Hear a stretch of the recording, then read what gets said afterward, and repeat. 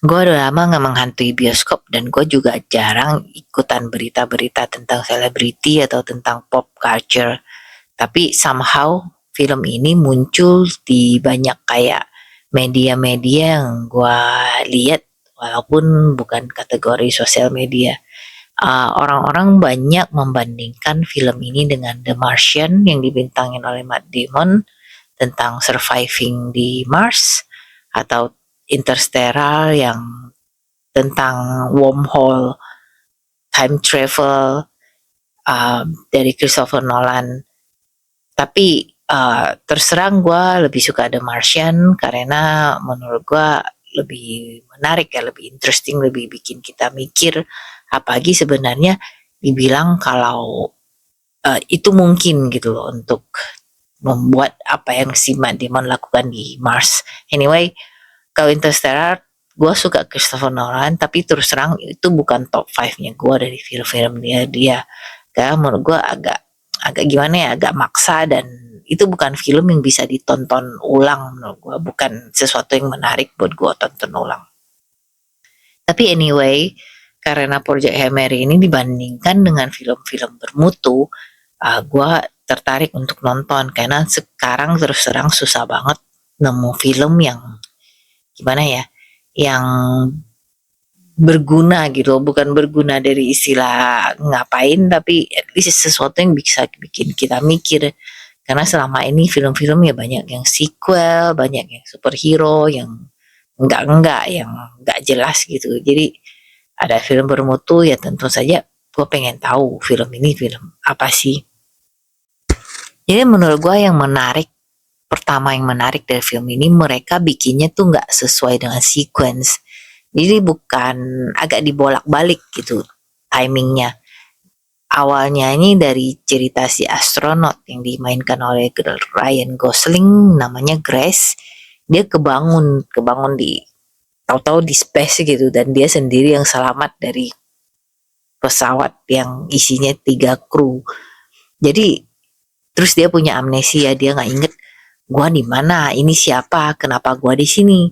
Dan uh, kalau pas gua nonton gue pikir, nah ini pasti gara-gara kecelakaan atau apa, tapi kok kayaknya uh, panik banget sih nih orang, kenapa sih gitu. Ternyata dia baru mulai pelan-pelan inget dia tuh sebenarnya ada seorang guru dan dia ngajar anak-anak. Jadi apa yang terjadi waktu itu, mereka notice ada kayak semacam apa ya, semacam lorong, semacam pita, semacam apalah pergerakan antara Venus ke bumi yang membentuk kayak sesuatu lorong merah. Dan mereka cukup, tadinya awal-awalnya cukup bingung ini apa. Ternyata apa yang terjadi itu adalah kayak terbentuknya suatu apa, suatu mikroorganisme yang mereka panggil sebagai astrophage, di mana jadi makin berkembang biak dan menutupi dan bikin apa ya, cukup menutupi matahari, jadinya bikin sinar matahari itu jadi nggak terang gitu loh. Dan matahari itu kan sumber kehidupan di bumi, karena dia ketutup kayak gitu nggak terang, jadi lama-lama dikhawatirkan bumi akan musnah. Musnah dari arti akan terjadi global cooling. Global cooling dalam waktu 30 years, di mana manusia akan ya nggak tahu, mungkin pastinya kalau terus menerus itu terjadi pasti akan punah karena kita sangat mengandalkan matahari. Itu bisa ngefek ke agriculture, bisa ngefek ke biochemistry, bisa ngefek ke kesehatan, mikroorganisme, bahkan ekosistem, semuanya pokoknya uh, apa yang kesannya kayak simple, sesuatu yang simple kayak penurunan suhu atau penaikan suhu di bumi itu ngefek banget terhadap kehidupan kita. Nah, jadi diprediksikan lain ini, astrophage ini, mikroorganisme yang makin berkembang biak ini, dan ternyata mereka nemu itu di semua bintang, itu akan ngefek ke bumi. Jadi kita harus melakukan sesuatu.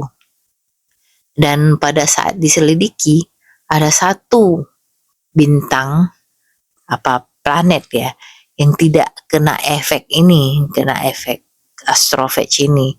Jadi project Hail Mary ini adalah project di mana orang astronot dikirim, saintis dikirim untuk meninvestigate apa sih yang bikin bintang ini nggak apa-apa gitu. Kenapa dia bisa bertahan, kenapa dia bisa nggak kena efeknya, walaupun yang lain udah kena.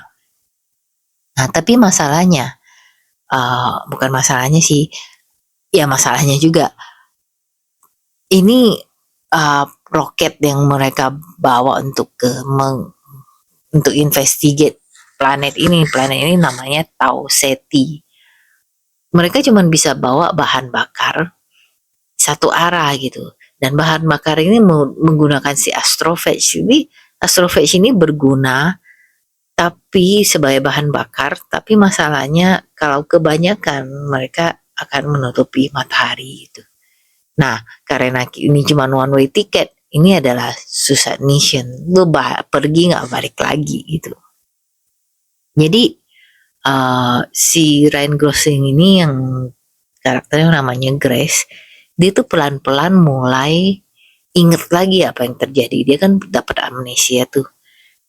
Jadi dia ikut research karena dia tuh pinter, dia bisa nge-breed astrophagy untuk bisa jadiin fuel, dan dia juga tahu segala macam progres dan apa yang dilakukan orang-orang di bumi untuk mission pengiriman project Hail Mary ini untuk penyelidikan ini. Jadi dia termasuk tim eksklusif di mana dia tahu semua info, di mana dia juga punya otak untuk mikirin solusinya. Dia juga berjasa untuk mengembangkan perkembangbiakan astrophagy. Nah, jadi pada saat dia masih blur nih di ruang angkasa nih, lu ngapain ya? Dia bingung kan, mulai sedikit demi sedikit dia belajar tentang krunya, tentang ingatannya balik sedikit-sedikit. Pada saat itu dia melihat ada satu benda aneh di ruang angkasa. Tadi gue pikir itu space station, kan ceritanya ya gak tahu sih. Kita ngeliat dari film-film tuh sebenarnya banyak space station, jadi bisa buat ngisi bahan bakar, bisa buat itu kali kebanyakan nonton yang kayak Armageddon kali.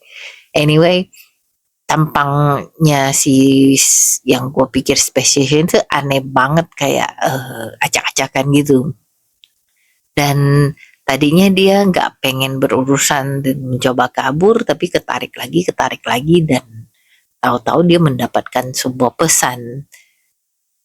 Kan sebenarnya serem tuh. Lu bayangin kalau misalnya kita di bumi, kita ke tempat yang kita nggak pernah pergi aja, kita bingung kan, kayak ada apa sih di sini, walaupun ya di bumi aja. Tapi bayangkan kalau di ruang angkasa ada sesuatu yang kita nggak pernah lihat, bentuknya, tampangnya, materialnya, feelingnya, dan tahu-tahu dia nggak dikasih pergi gitu. Udah itu dikirimin sesuatu, lu mau pegang juga serem. Ini ngepek ke gua nggak? Ini ada hal-hal asing yang kita mungkin nggak imun, atau mungkin beracun, atau mungkin bahkan mempengaruhi kita dengan jelek gitu.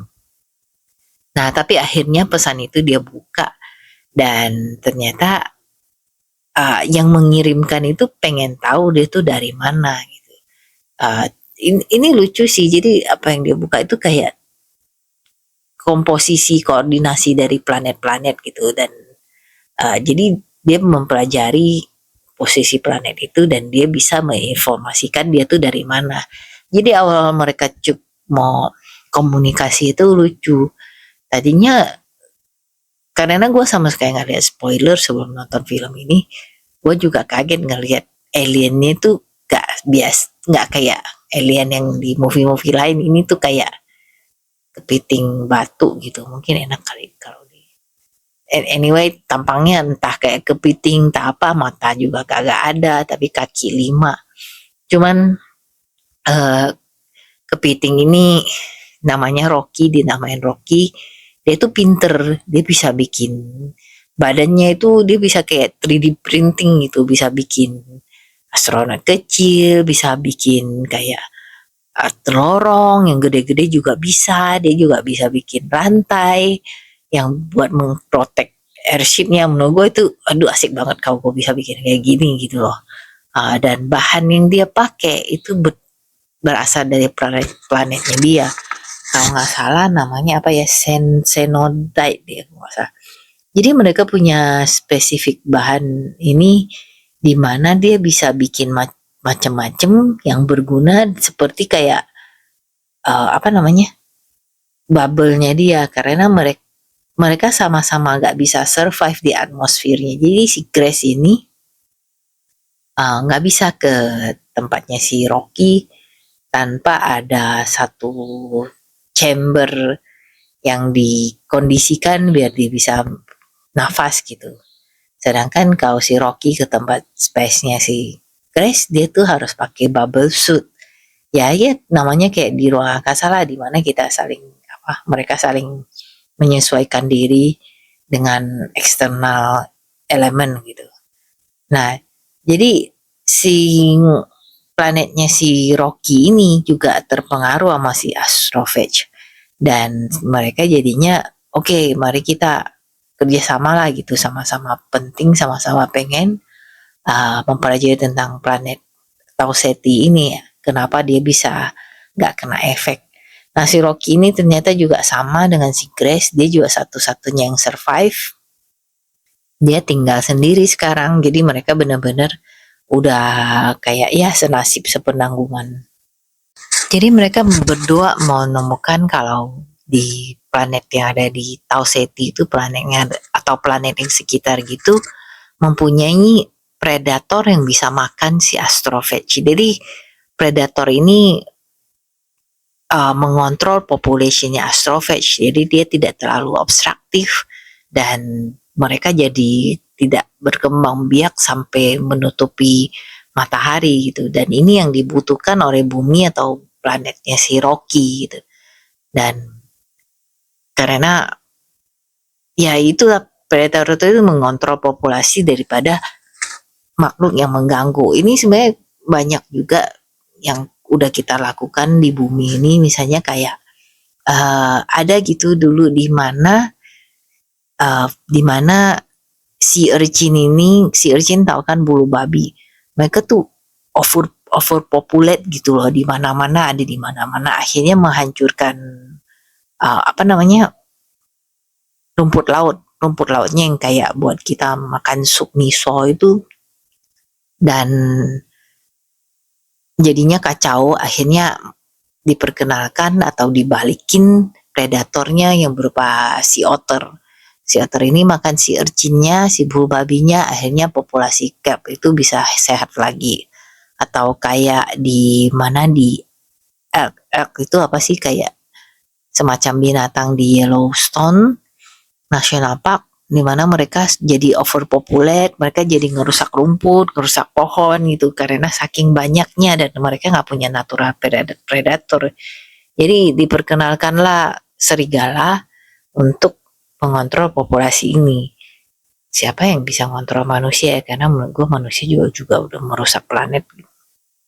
Jadi anyway, ini adalah solusi yang mereka butuhkan, dan mereka, tapi pada saat mereka mengunjungi planet itu terjadi kayak kecelakaan di mana ada kebocoran sehingga sama-sama hampir mati, cilaka. Si Rocky mengorbankan diri untuk membantu si Grace selamat.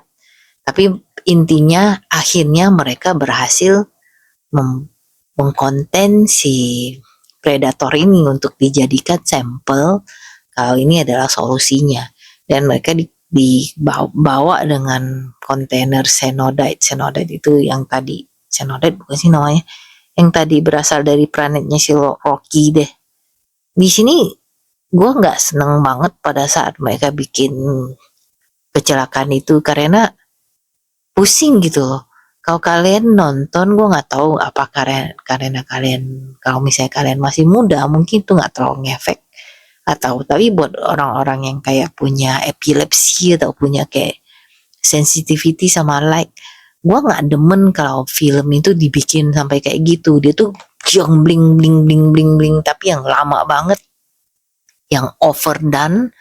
Jadi pada saat bagian ini, astaga lama banget, gue cuman tutup mata dan bing bing bing gitu.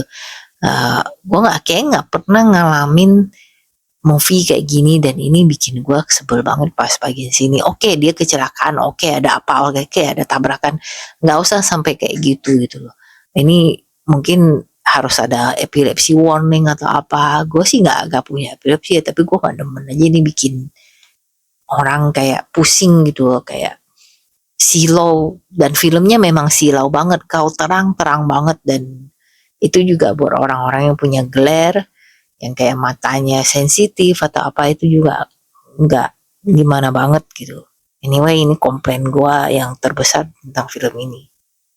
Nah, jadi si Rocky ini memberikan astrophage dia punya kepada si Grace untuk bisa pulang ke bumi, karena ini kan tadinya satu arah nih, tapi karena dikasih fuel si Grace bisa pulang.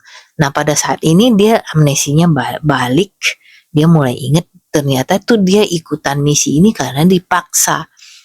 Jadi tadinya kan yang ngikut bukan dia, tapi saintis dan beberapa saintis lah, mereka yang benar-benar astronot.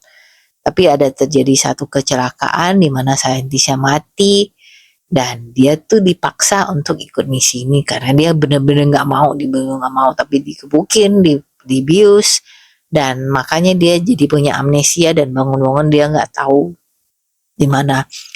Emang ceritanya dia menyelamatkan, apa ini heroic mission gitu, tapi ini kan suicide mission.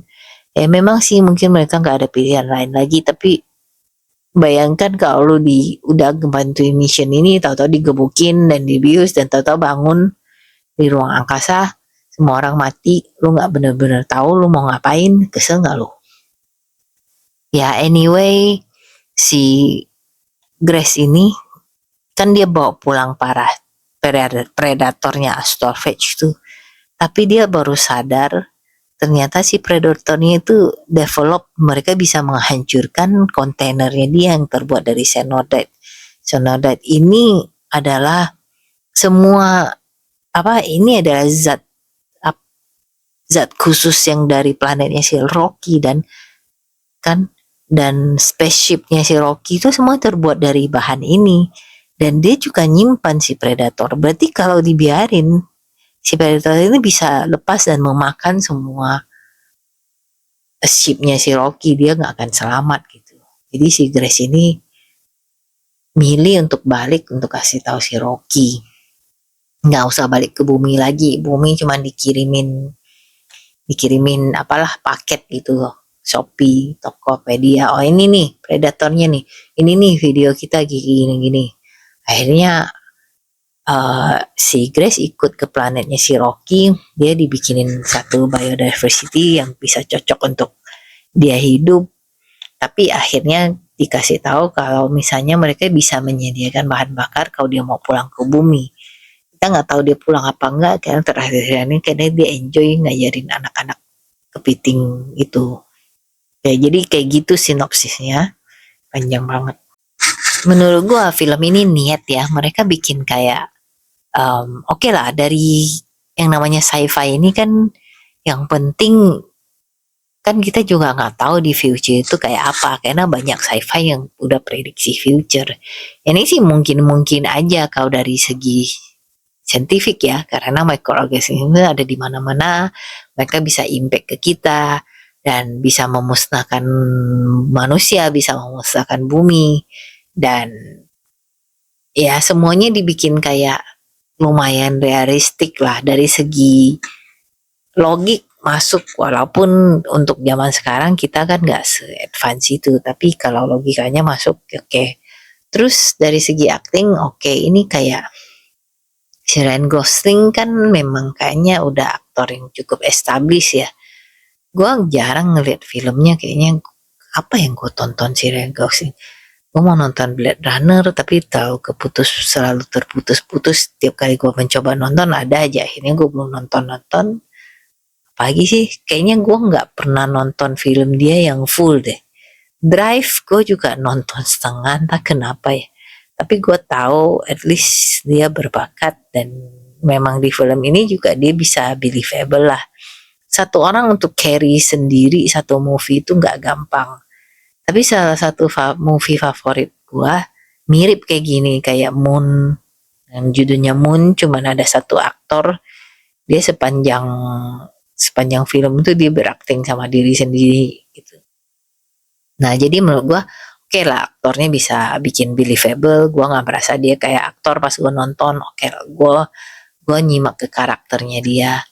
Dan gue juga seneng sih cara mereka reveal tentang apa yang terjadi, kayak tentang timingnya nggak sequence gitu. Jadi kita pelan-pelan dikasih tahu apa sih yang terjadi dulu, dia tuh siapa, kenapa dia ada di sini, motivasi dia apa. Dan jadi nggak bikin layer sendiri yang bisa bikin filmnya mungkin lebih menarik, karena basically film ini tuh nggak terlalu, plotnya itu simple gitu. Project menyelamatkan bumi ya macam Armageddon gitu. Tapi ini lebih ke pinter dia cara ceritanya, jadi lebih klasi, lebih gimana, intriguing. Dan menurut gue juga mereka fokus ke karakternya itu bagus gitu. Jadi kita nggak bosen ngelihat pokoknya proyek menyelamatkan bumi tapi kita nggak tahu karakternya. Ini kita tahu bener orangnya kayak apa. Bahkan si Rocky yang batu aja bisa bikin orang-orang merasa kasihan pas dia hibernate gitu, ini mati apa enggak gitu. Jadi kalau dari segi segi karakter menurut gue sih rich ya, maksudnya uh, bisa dibikin nggak bosan dan bisa dibikin kita untuk feel terhadap dia, feel terhadap perjuangan dia, keselnya ketahuan, berasa gitu.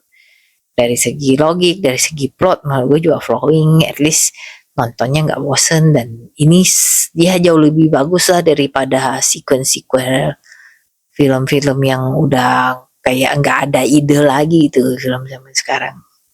Nah jadi apalagi ya, cuman ya gue komplainnya itu tadi kelap-kelip lampu di kota itu yang bikin orang pusing, nggak usah kayak gitu.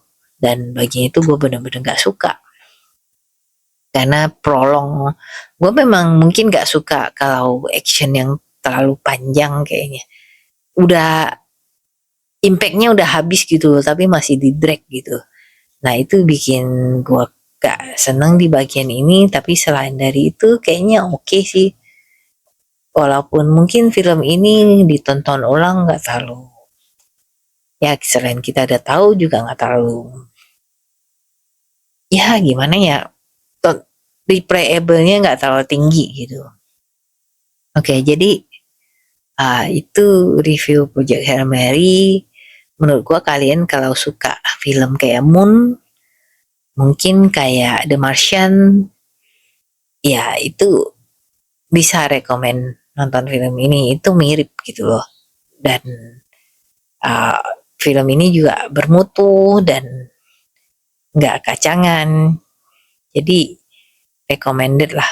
Tapi gue kasih skornya mungkin 7,5 dari 10. Kasih.